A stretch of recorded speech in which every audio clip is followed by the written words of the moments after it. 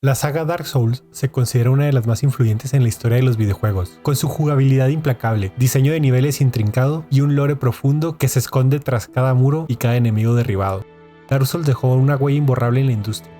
Pero cuando hablamos de la trilogía, surge una pregunta inevitable. ¿Qué pasó con Dark Souls 2? ¿Por qué no logró estar a la altura del original y su secuela?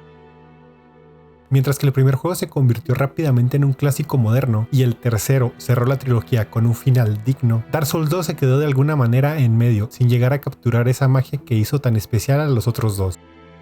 Hoy vamos a sumergirnos en las razones detrás de esto. Para entender por qué Dark Souls 2 no logró estar a la altura de sus hermanos, primero debemos retroceder a 2011, cuando From Software lanzó el primer Dark Souls. El impacto fue inmediato. El juego no solo desafió a los jugadores con su dificultad brutal, sino también los atrapó con un diseño de niveles interconectado de manera magistral. El mundo de Lordran se sentía vivo, cargado de secretos, cada rincón conectado con una logística casi arquitectónica. No era solo un mapa, era una obra de arte. El diseño de Lordran es quizás uno de los aspectos más alabados de Dark Souls 1, desde las alturas de Anor Londo hasta las profundidades de Ash Lake. Cada área se conectaba de una manera que hacía que el mundo se sintiera coherente. Pero eso no fue lo único que definió al juego. La historia oculta en los diálogos crípticos y los objetos recolectados construía un lore fascinante, lleno de interpretaciones, pero también de emociones profundas. Y luego, en 2016, llegó Dark Souls 3. El cierre épico de la trilogía, con su jugabilidad refinada y un lore que tejía hilos de los juegos anteriores. Se convirtió en un final apropiado, respetando lo que hizo grande al original mientras ofrecía algo nuevo. Pero entre esos dos titanes hubo un juego que no lograba brillar con la misma intensidad. Dark Souls 2. La primera gran diferencia entre el 1 y el 2 está detrás de las cámaras. Dark Souls 2 fue desarrollado en circunstancias muy diferentes a las del primer juego. Quizás lo más importante es que Miyazaki, el visionario director que estuvo detrás del primer juego, no tomó las riendas de la secuela. Miyazaki se encontraba trabajando en otro proyecto, Bloodborne. Esto dejó a Dark Souls 2 en manos de otros desarrolladores, lo que inevitablemente afectó al resultado final. Sin Miyazaki al mando, la dirección creativa de Dark Souls 2 tomó un camino distinto.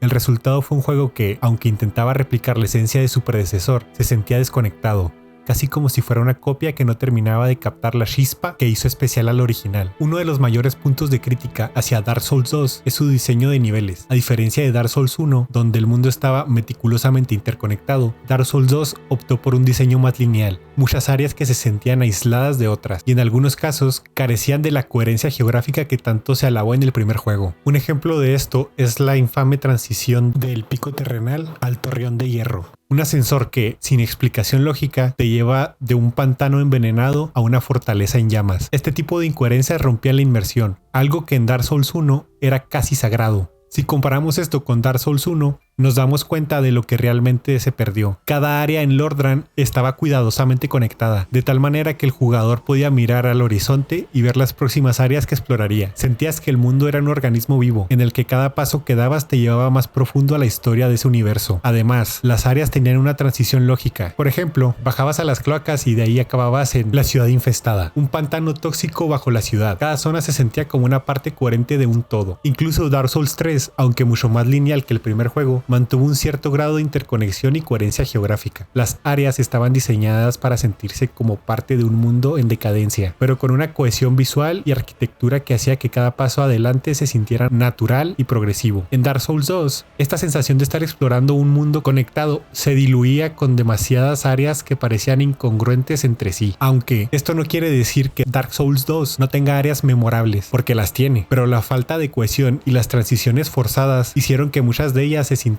desconectadas del resto del mundo, afectando a la inmersión total del jugador. Otro punto que genera mucha desilusión es la dificultad de Dark Souls 2. La saga es conocida por su reto, pero en este juego la dificultad a menudo se percibe como artificial. En lugar de que el jugador enfrente a enemigos que exigen precisión y estrategia, Dark Souls 2 recurría con demasiada frecuencia a enfrentamientos injustos. Un claro ejemplo son los enemigos en grupos, algo que se repite mucho más aquí que en los otros juegos de la serie. El diseño de los jefes también refleja esta tendencia. Luchas, como la de los los centinelas de ruinas o la vanguardia real de las ratas dejan una sensación de frustración más de que de satisfacción. Estos encuentros no son memorables por su diseño único o sus mecánicas ingeniosas, sino por la cantidad de enemigos que te lanzan al mismo tiempo, haciendo que los combates se sientan menos como un duelo épico y más como una prueba de paciencia. En contraste, piensa en las batallas icónicas de Dark Souls 1, Ornstein y Smough, Artorias, Wing, las gárgolas. Estos encuentros no solo eran difíciles, sino que estaban diseñados para ser desafiantes de manera justa. Te exigían aprender sus patrones, adaptarte y mejorar,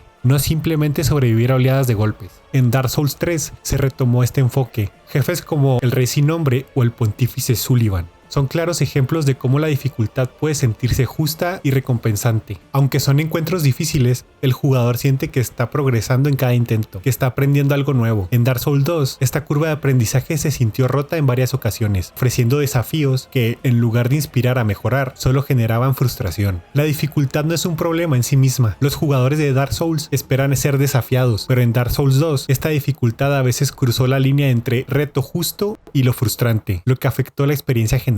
Si hablamos de Dark Souls, no podemos dejar de lado su lore, esa narrativa oculta que descubre a través de diálogos crípticos, descripciones de objetos y sutiles detalles en el entorno. En el 1 y el 3, este lore fue una parte fundamental de la experiencia, con historias interconectadas que daban profundidad al mundo. Sin embargo, en el 2, esta conexión se sintió débil, incluso rota en algunos casos. El principal problema es que la historia de Dark Souls 2 se siente más desconectada del resto de la trilogía. A pesar de que hay intentos de vincular la trama con la maldición de los no muertos y el ciclo de las eras, el juego no logra generar el mismo impacto emocional o temático.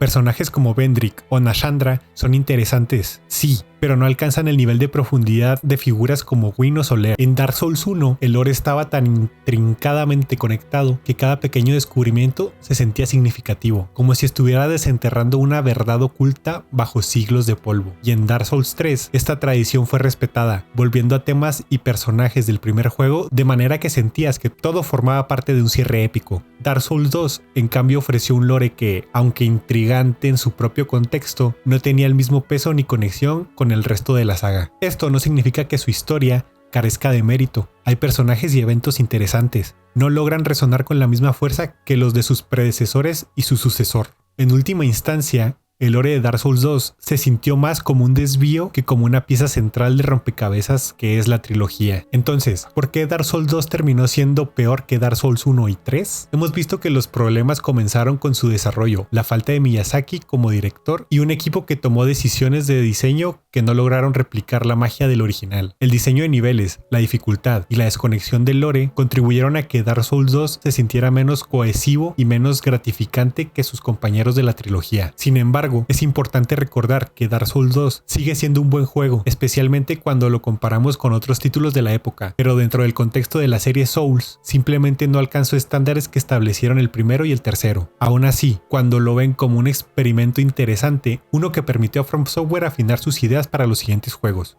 Al final, cada juego de la trilogía tiene algo único que ofrecer. Dark Souls 2 puede no haber alcanzado la grandeza de sus hermanos, pero sigue siendo una parte importante de la historia de los videojuegos. Y quién sabe, quizás con el tiempo lo apreciaremos de maneras que ahora no podemos ver.